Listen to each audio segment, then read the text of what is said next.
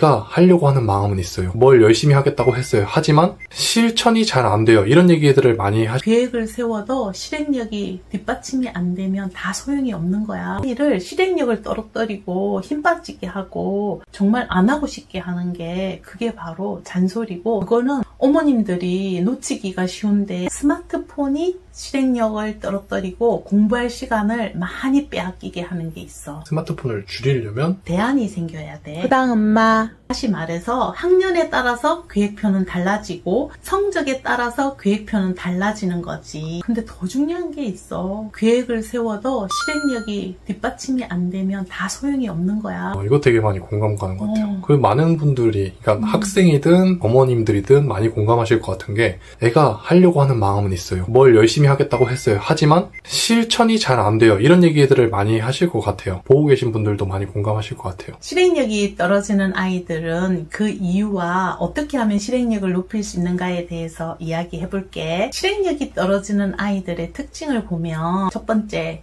심리적인 문제가 있는 아이들이 있고, 두 번째, ADHD 아이들도 실행력이 많이 떨어지고, 세 번째, 이게 지금 많은 아이들의 어려움이 되기도 하는데, 스마트폰이 실행력을 떨어뜨리고 공부할 시간을 많이 빼앗기게 하는 게 있어. 심리적인 어려움이 있는 아이들을 보면 부모 두 사람의 부부 문제로 인해서 자녀에게 영향을 미치는 면이 있고, 부모와 자녀 사이에 영향을 미치기도 해. 부모님의 잔소리가 오히려 실행력을 떨어뜨리는 거지. 잘 되라고 하는 이야기인데 그게 오히려 실행력에 방해가 되는 거야. 부모님의 잔소리가 오히려 실행력을 떨어뜨린다고 했잖아. 너는 교육하고 잔소리의 차이에 대해서 혹시나 생각해 본 적 있어? 교육을 다른 말로 하면 훈계라고 하자고. 어떨 때 훈계가 되고 어떨 땐 잔소리가 될까? 애가 이미 알고 있는 것에 대해서 다시 한번 얘기할 때 저는 그게 잔소리인 것 같아요. 나도 지금 공부하고 숙제해야 되는 거 알고 있는데 그걸 또 말씀해 주신다? 좋은 뜻으로 말씀해 주셨겠지만 저는 잔소리로 들릴 것 같아요. 내가 듣고 발전해. 그리고 말하는 사람과 듣는 사람이 기분이 나쁘지 않아. 이건 훈계야. 그런데 듣는 사람도 기분 나쁘고 말하는 사람도 뭔가 깨름직하고, 이게 바로 잔소리야. 너무 주관적인 이야기 아니에요? 아니야. 이게 교육 이론에 있어. 아, 실제 이론에 나와 있어요? 듣기 좋고 발전이면 훈계가 되고, 기분 나쁘고 발전을 방해하면 잔소리라고 되어 있어. 그래서 잔소리는 하지 말아야 된다는 거군요. 계획을 세워서 실천을 잘 한 날이 있고, 계획을 세워서 실천을 못한 날이 있잖아. 그럴 때 언제 반응해줘야 될 것 같아? 실천을 잘한 날 반응해야 되지 않을까요? 그렇지. 그런데 어머니들은 실천을 못한 날 엄청난 교육을 하시거든. 그러면 잔소리가 될 수밖에 없네. 실제로 실천을 잘 한 날 반응한다는 건 나쁜 말 할 게 없을 거거든요. 그렇지. 그게 교육이고 훈계고, 기분 나쁘면 잔소리라 했잖아. 그러면 실천을 못한 날 뭔가 말을 하면 이거 무조건 잔소리가 되는 거야. 근데 그런데 어머님들은 입 꾹 닫은 다음에 가만히 참고만 계셔야 돼요? 굉장히 어려운데, 그럴 때는 외면하는 것도 괜찮은 방법이야. 모른 척 하는 거지. 아, 애가 그걸 하지 않았다는 거를 알고도 모른 척? 우리가 교육 중에서 무심하게 넘어가고 무시하는 것도 상당한 교육이거든? 때로는 필요할 때가 있죠. 그렇지. 실천은 잘한 날 얘한테 반응을 해주는 거야. 너가 계획대로 실천을 참 잘하네. 지난번 영상처럼 칭찬해주는 거지. 지지해주는 말을 해주는 거지. 성적이 올라간 과목이 있고 성적이 내려간 과목이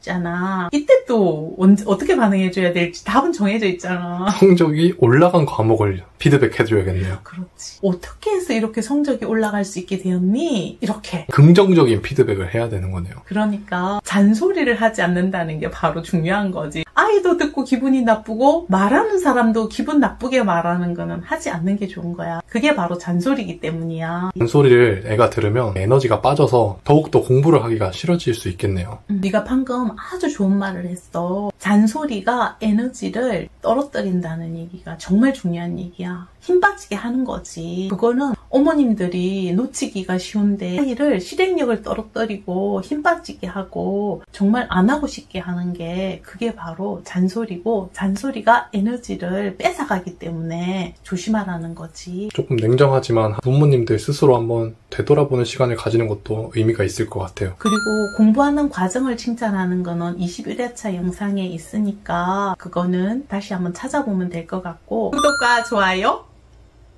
스마트폰 사용 관리에 대해서 이야기할 건데 이게 모든 아이들의 어려움이라고 말할 정도로 어려움을 겪지 않는 가정이 없어. 이거는 저도 공감하는 내용이 유튜브를 제가 도와드리고 있잖아요. 추가로 SNS, 인스타나 카페를 개설하는 것도 고려하고 있는데 자꾸 미루게 되는 이유 중 하나가 스마트폰도 있어요. 저도 이제 스마트폰을 하고 놀면서 쉬는 과정을 자꾸 이렇게 반복적으로 하니까 해야 할 일을 조금 미루게 되는 게 생기더라고요. 누나가 고등학교 선생님이잖아. 누나한테 내가 담임으로서 스마트폰 관리에 대해서 어떻게 생각하니 하니까 누나가 엄마 나도 이게 지금 어려움인데 스마트폰 관리를 언급하는 것 자체가 너무 당연시 되어서 어떻게 접근을 해야 될지 모르겠어라고 말할 정도야. 학생뿐만 아니라 성인들도 스마트폰 관리에 대해서 조금 어려움을 겪는 것 같아요. 이게 말할 가치도 없어져 버릴 만큼 모든 사람이 어찌 보면 스마트폰에 빠져 있고 그리고 모든 사람이 이것으로 인해서 실행력이 떨어지는 상황이 돼버린 거야. 그럼에도 불구하고 우리는 그거를 조금 해결하려고 노력은 해야 되는 부모님들이잖아요.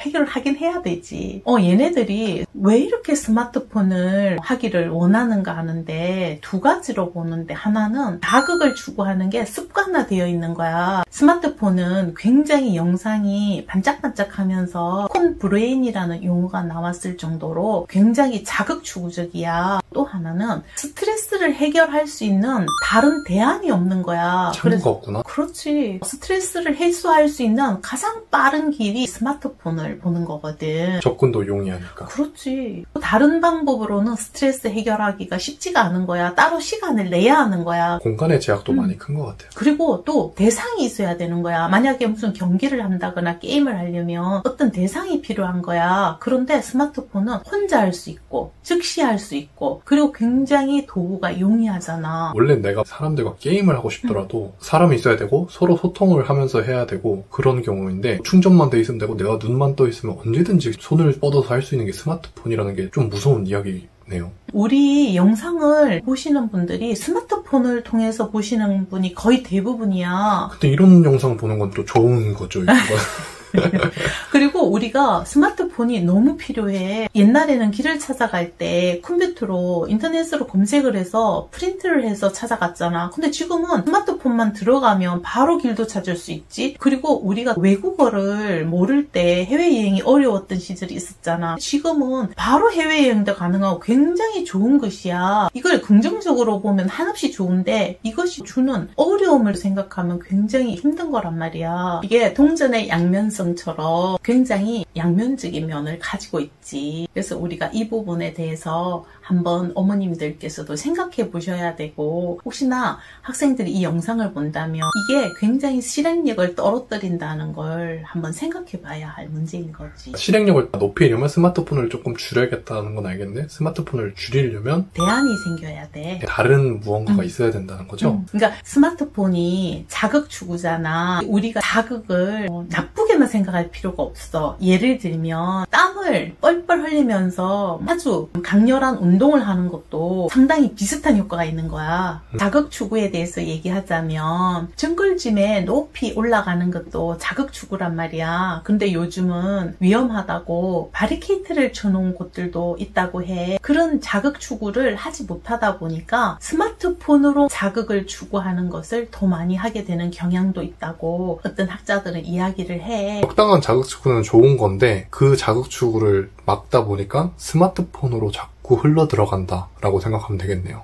그런 면도 있다고 말을 한 학자들도 있는 거지. 근데 엄마는 어느 정도 일리가 있다고 생각을 해. 또 하나는 스마트폰에서 스트레스 해소를 하는데 스트레스 해소를 할 수 있는 다른 방법들이 필요한 거지. 그것도 우리가 한번 생각해 봐야 하는 문제인 거지. 허당 엄마 는 계획표를 어떻게 세울지에 대해서 얘기하고 계획표는 세웠는데 실천이 안 되는 것에 대해서 이야기를 했어. 댓글은 엄마들이 허당 엄마에게 질문하고 허당 엄마만 그 질문에 답을 하는 곳이 아니라는 거지. 먼저 경험한 사람이 서로서로 질문하고 대답해주고 함께 생각하고 그걸 지켜본 허당 엄마도 함께 성장해 갈 수 있는 게 댓글이고 우리 채널은 그렇게 했으면 좋겠다고 생각해. 어머님들 많은 댓글 부탁드립니다. 그리고 누구라도 그 댓글에 좋은 다른 댓글을 달아주시면 허당 엄마도 기쁘고 다른 엄마들도 기쁘고 허당 아들도 기쁘지 않겠습니까? 저도 기쁠 것 같습니다. 많은 댓글 부탁드려요.